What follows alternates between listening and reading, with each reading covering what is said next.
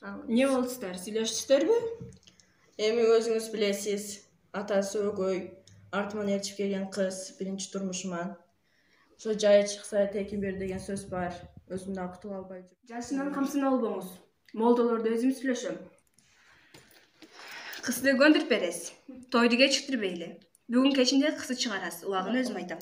Ногу калың акчасы, алдын ала 100 000. Ошо окууда кызды алгандан кийин калганын аласыз. Кана, мен 2 жаш бактылуу болсун. Эми Калабы экен биздикинде? көнөт да бардык эле ушинтип келгенбиз. Биздин үй жайы ушул.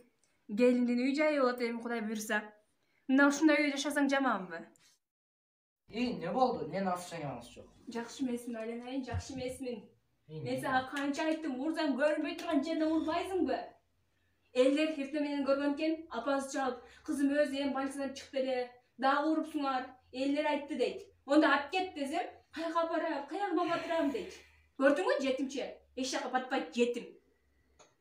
Мына сөз аңдып турбайбы бул жетим, шүмшүк десе.